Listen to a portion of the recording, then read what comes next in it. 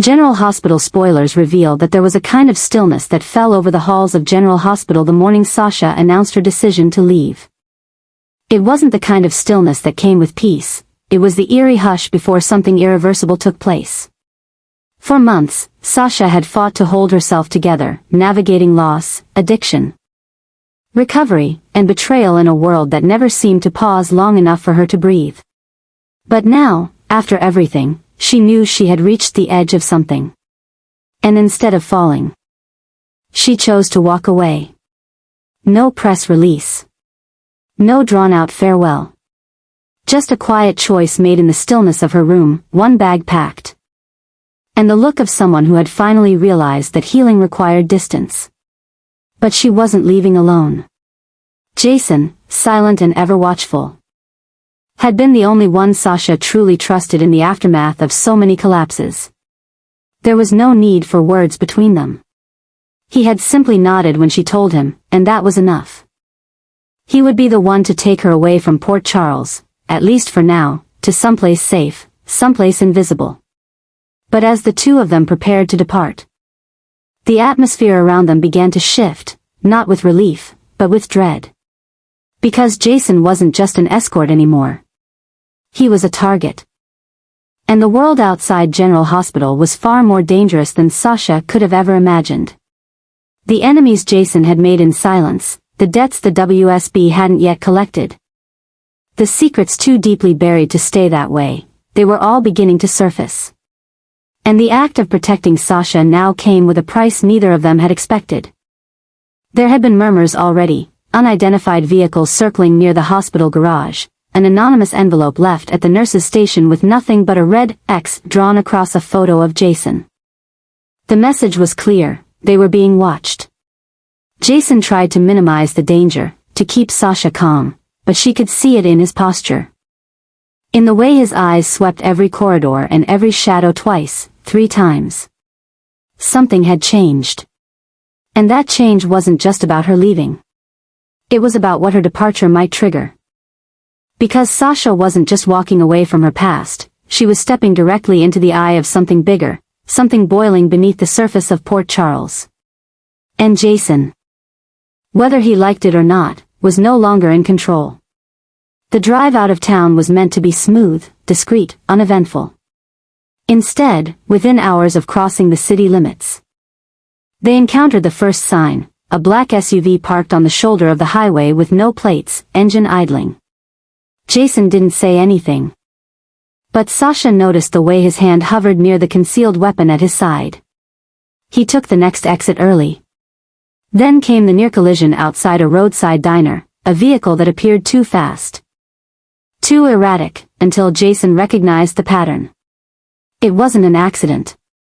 It was surveillance, tailing them in waves. Sasha had questions, but Jason gave her the only answer she needed. You're not the one they're after. She knew what that meant. She was the leverage. She was the bait. The name Jason carried, his legacy, his secrets. The operations he'd buried, had now become a beacon for everything violent and hidden. Someone wanted to draw him out, and Sasha was the perfect way to do it. And yet, despite the rising threat, despite the blood beginning to simmer just beneath the surface, Jason didn't stop. He never hesitated. He was moving her somewhere safe, no matter the cost. But with every mile they traveled, the attacks escalated. What began as shadowy pursuit quickly transformed into direct confrontation, an ambush outside a gas station that forced Jason to take out 2 masked operatives in the back alley without firing a single shot. Sasha had never seen him like this before, controlled, brutal, efficient. It terrified her. Not because she feared him, but because she feared for him. This wasn't just about protection anymore. It was war. And as the days unfolded, it became clear, the people after Jason weren't just ghosts from his past. They were part of a broader network, one that wanted him neutralized. One that saw his decision to escort Sasha as a vulnerability to exploit. Sasha, now in hiding with Jason in a secluded cabin far off the grid, began to piece it together. She wasn't leaving General Hospital. She was fleeing a battlefield she didn't even know she had entered. And Jason, for all his quiet strength, was more exposed than ever before. He didn't speak much in those quiet nights. But Sasha could feel the weight he carried, the pressure of protecting her, the ghosts of his choices. The fury building as he realized this wasn't just about her safety. This was about revenge. And someone, somewhere, was orchestrating it with terrifying precision. By the time they discovered the listening device in the cabin's generator, Jason knew it was only a matter of time before a full-on assault arrived. The question was no longer if. It was when. And with each tick of the clock, Sasha realized the truth. Her escape had become his trap. And in saving her, Jason might have condemned himself. But Jason didn't flinch. He was adjusting, moving pieces in real time, calling in untraceable favors, creating contingency plans Sasha couldn't even comprehend. He didn't care about the WSB's orders anymore. He didn't care about alliances. The only thing he cared about now was ending the threat before it touched her again. And as the first drone appeared above the treetops that evening, its camera locked onto the cabin, Jason's eyes darkened with something Sasha had never seen before. It wasn't fear. It was resolution. Because he finally understood what had changed. The attacks weren't random. The coordination, the silence from his contacts, the redacted responses from former allies, it all pointed to something new. A directive. A sanctioned hit. Not just from enemies. From within. The WSB wanted him gone.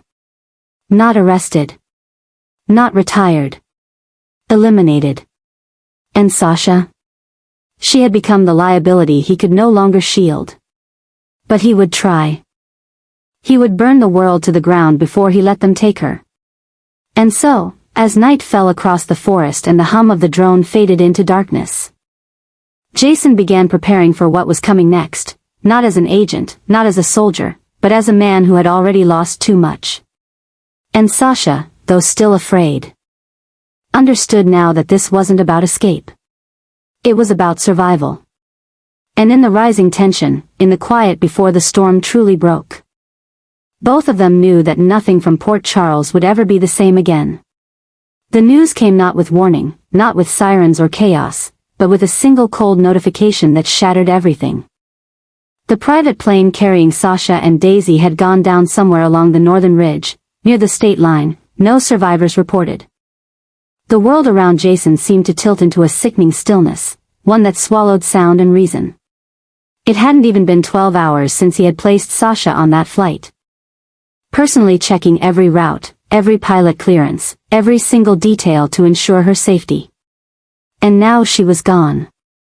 Alongside her, Daisy, too young, too innocent, too loyal, had perished in the same fiery trap. But Jason didn't cry. Not yet.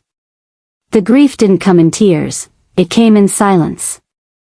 In the absolute weight of stillness that pressed against his chest like a steel vice. Because deep down, he knew. This wasn't a malfunction. This wasn't nature or fate or tragic randomness. It was a message. And it had been deliberate. They hadn't just taken Sasha. They had erased her. Burned her story, her body, her future in a calculated attack meant not just to kill, but to haunt. For Michael, the pain was no less brutal.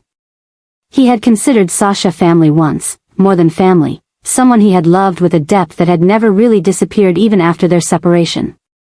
Her death brought back all the ghosts he thought he had learned to live with, loss after loss, the feeling that everyone he ever opened his heart to would eventually be ripped away.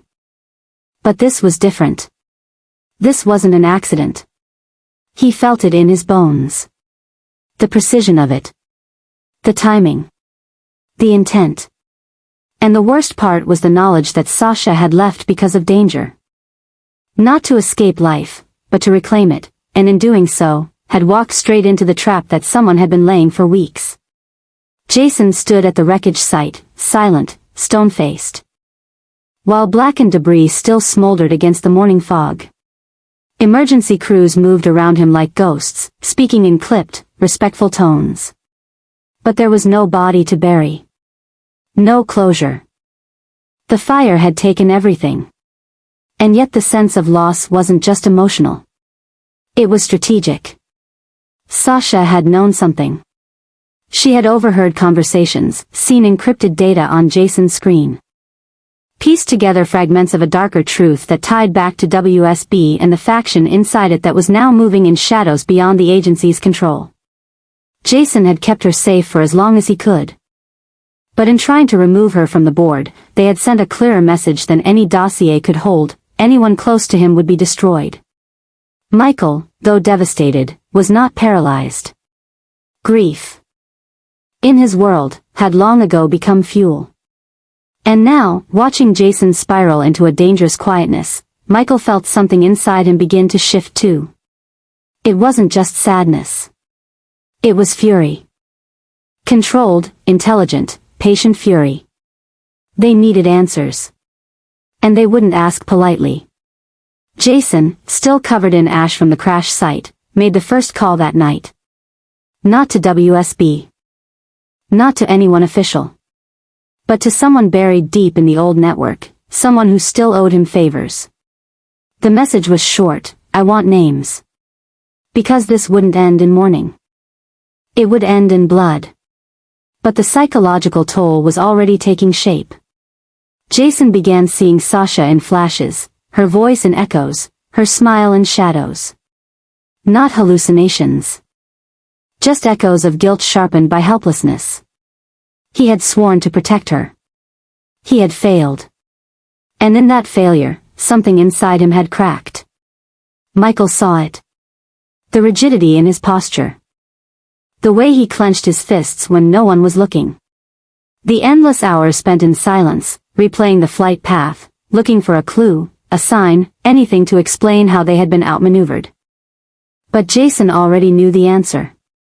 Someone inside WSB had betrayed him. Someone who knew the extraction plan, knew the timeline, knew how to intercept a flight with surgical precision. It wasn't just about eliminating Sasha, it was about eliminating Jason's hope. About severing the last tie he had to humanity. And if that was the plan, it was working. Because Jason was changing. What had once been strategic thinking was now something darker. He stopped sleeping. He stopped speaking unless necessary. And when Michael confronted him one evening, asking what came next, Jason said only this: we burned the system down. It wasn't a metaphor. It was a blueprint. The enemy hadn't counted on Michael joining the fight. But now he was all in. They began connecting dots. Uncovering shell companies, following money trails that led to private contractors linked with defense intel, men with clean records and dirty hands. Names began to surface. But every time they got close, the target vanished, as if someone was sweeping the board in real time. That made it clear, this wasn't one person. It was a network. And Sasha's death had been the first move in a war no one wanted to admit existed. But Jason wasn't going to play defense anymore. He activated dead drops. Called in operatives who had been silent for years, and started sending out messages that the old Jason was back, the version that didn't negotiate, that didn't forgive, that didn't stop. Michael, though not a soldier by training, became the mind behind the moves, ensuring their steps were strategic, not reckless. They had lost too much to play by anyone else's rules now. And still, at night, Jason returned to the cabin they had intended as a safe house. He would sit outside on the porch, alone, the wind humming through the trees, and stare at the stars. And somewhere in that silence, the weight of her absence pressed heavier than anything else. Sasha was gone. Daisy was gone. And yet their ghosts were louder now than ever. The ones who had ordered that crash believed they could erase them. But they had only succeeded in igniting something far more dangerous, vengeance with nothing left to lose. And as Jason loaded his weapon that final morning, eyes steeled, movements precise, Michael knew that the next chapter wasn't about justice. It was about destruction. Because some stories don't end with peace. Some stories end when the guilty are buried alongside the innocent. And this time, there would be no mercy. when the official announcement broke that Sophia Mattsson had exited General Hospital. The confirmation landed like a fatal blow across a fanbase already rattled by months of escalating tension and heartache. For those who had followed Sasha's journey from the beginning, her arrival as a mystery, her spiral through deception and grief, her valiant struggle to reclaim herself from the edge of madness and substance abuse, this wasn't just a cast update. It was a funeral. On screen, the narrative cemented itself in tragedy. Sasha Gilmore is dead. The plane that was meant to take her to safety, her escape from a city that had eaten away at her for years, that had taken her child, her husband, her peace of mind, crashed in a fiery explosion somewhere beyond the state line, just hours after takeoff. There were no survivors. No bodies. Just wreckage and fire and questions no one in Port Charles was prepared to answer. For the people who loved her, and especially for Jason and Michael, the world simply stopped moving. For Jason, it was the shattering realization that no matter how hard he tried to keep people safe, the darkness always found a way to take them. He had made the arrangements himself. He had chosen the route, the pilot, the time. He had driven Sasha and Daisy to the private terminal, never letting go of the weight in his chest, never shaking the haunting feeling that someone, somewhere, had already marked them. But he did what he always did, kept his face still, kept his words quiet, and made promises he wasn't sure he could keep. And now, standing at the site where her plane had been reduced to ash and bone, he felt the cold finality of failure in a way that even death never taught him before. Sasha wasn't just collateral damage. She was the target. The trap had been baited, and Jason had walked her straight into it. For Michael, the death of Sasha brought back every ghost he had ever buried. He had loved her, deeply. Painfully, completely. Even after they parted, even after the grief and the trauma drove a wedge between them, she had still been in his heart, his once fiancée, the almost mother of his child. The only woman who had seen his darkest corners and still reached for him. And now she was gone, taken not by illness or mistake, but by something deliberate, something evil. And just like that, a quiet rage was born. The investigation began immediately, though everyone knew it would lead nowhere, at least not officially. The NTSB called it mechanical failure, a tragic system malfunction, an unpredictable fuel anomaly. But Jason knew better. He knew what a professional hit looked like. And this had all the markings. Timing. Precision. 0 survivors. 0 evidence. It was clean. Clinical, a message carved in flame. The moment he returned to Port Charles, something inside him shifted. He stopped speaking unless necessary. His eyes stopped blinking as often. He barely slept. He kept reviewing the flight plan, the maintenance history, the security footage from the airport, until, in the grainy footage of a maintenance worker near the left engine, Jason saw something that froze his blood. The worker was never logged. Never credentialed. Never found. Just a shadow that walked into the hangar and disappeared. A ghost with a purpose. From that moment, Jason knew, this wasn't over. This was the beginning. For Michael, the grief mutated into obsession. While Jason tracked shadows and sorted through encrypted data, Michael began dissecting Sasha's final days. Who knew about her departure? Who had access to the itinerary? Who stood to gain from her silence? And why did Daisy have to die too? Daisy, young and loyal, had known nothing of what was coming. She had merely stood by Sasha, refusing to leave her friend's side even as the walls began to close in. And now her life had also been incinerated, another name on a growing list of women taken by the war that no one dared name aloud. But now, with Sophia Mattson's departure confirmed and Sasha's death sealed into canon, the writers of General Hospital had made their move. They had chosen finality. And in doing so, they had turned the page not just on a character, but on an entire emotional era.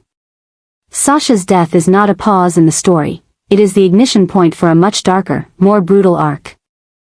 And the cost of her loss will stretch across every relationship, every secret, every alliance still left standing in Port Charles.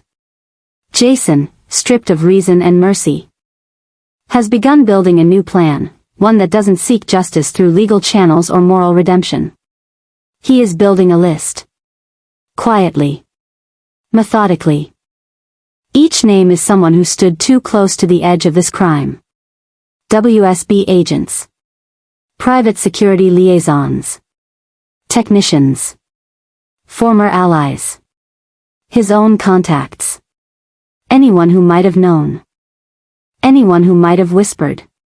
He doesn't care anymore who has to fall. He only cares that someone pays. And Michael, once the conscience of the family, no longer hesitates to join him. Together, they begin to form an alliance forged in grief. The rules have changed. The old Michael, the one who sought resolution through negotiation, is gone. Now, he understands that this system doesn't respond to logic. It only responds to fear. And they are ready to become the thing the system fears most.